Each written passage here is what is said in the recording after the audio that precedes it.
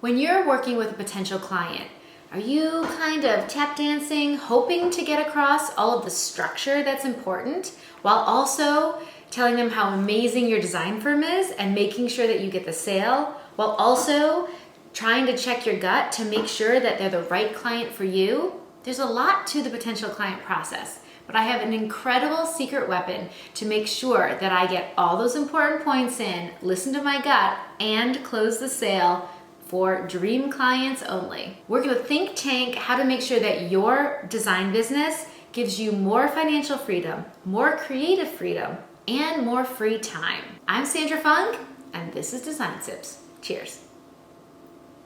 Over the years in interior design, I've learned quite a lot of lessons along the way, like maybe millions. But one of the most important lessons always ends up in your design agreement. When you really hit your head hard on the I should have had that in the agreement, you keep going back to your agreement, and over the years, it gets a little bigger and a little bigger and a little clearer and a little more concise. And it is such a big, important document that you need to make sure that your interior design clients are reading it and understanding it and digesting it, because it's your protection from making those same mistakes twice. Okay, fast forward to me, this big long design agreement and my ideal client, and we are standing in her dining room and she is whipping off a check and nodding and smiling and handing me the check.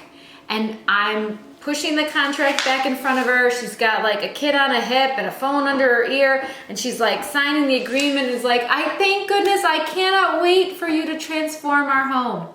And off I go. Well, 18 months later, when she doesn't realize that I charge reasonable retail pricing and all the way through I've been making money on purchases, which of course I have, it's a business. Well, if you don't read the contract, you don't know what you don't know. And things got really weird, like really weird. Like, did she think this was pro bono work? Anyway, I digress.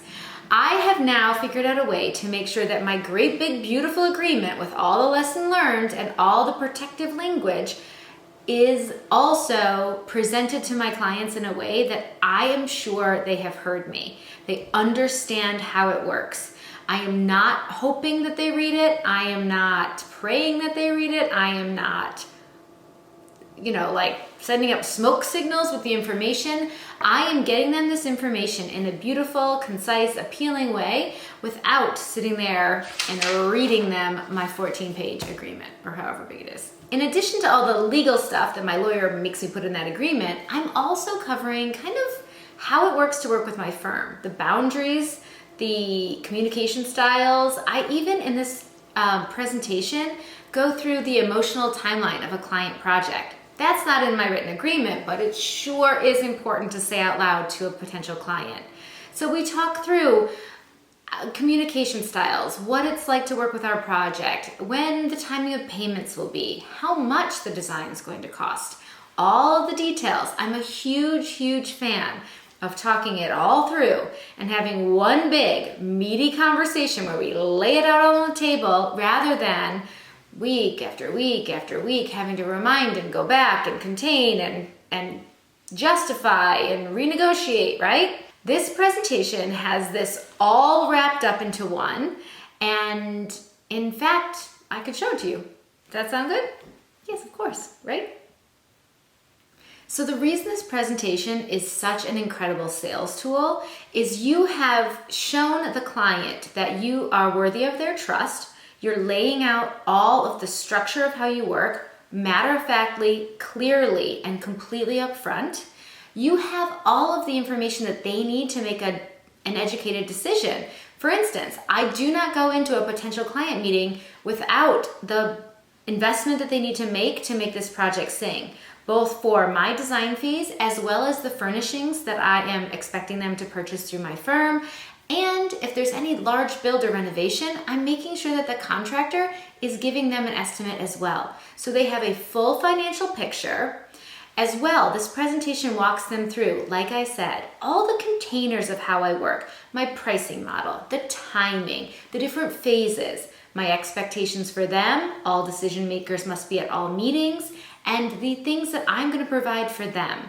For instance, my proposals will have full details, color photos, samples to touch and feel, all the stuff so that they can make a wise decision on which product they want to purchase. So we lay out everything.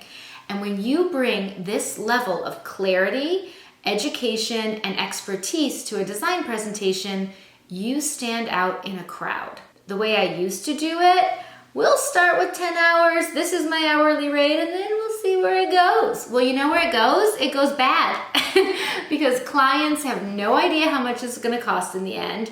They may or may not have the right budget for what you're envisioning. If you haven't had those frank conversations up front, who knows? It might go great, it might not. Very often, we ran into trouble over and over again because the truth is, clients must know what they're in for financially and the timeline before they can sign the agreement and start business with an interior designer. And that lesson I learned over and over and over again throughout my career. It is one of those things that I feel like I just kept having the same issue. I just wish I could figure out how to give them the full picture of what this is gonna look like before they say yes, if only I could get them that information. Well, now that I can, I'm gonna show you exactly how to present that so that the client feels so taken care of. They trust you as an expert. They love your vision. That's why they're sitting in your office to begin with. And it's an absolute no-brainer. If the financial investment and the timeline fit within a reasonable expectation of what they're willing to work with, you're a shoo-in because you are such a trusted expert. I'd love to show you this entire presentation, exactly how I walk my potential clients through it. You can see all of this and get a little sneak peek inside the standard. All right, I'll see you next time. Enjoy. Cheers.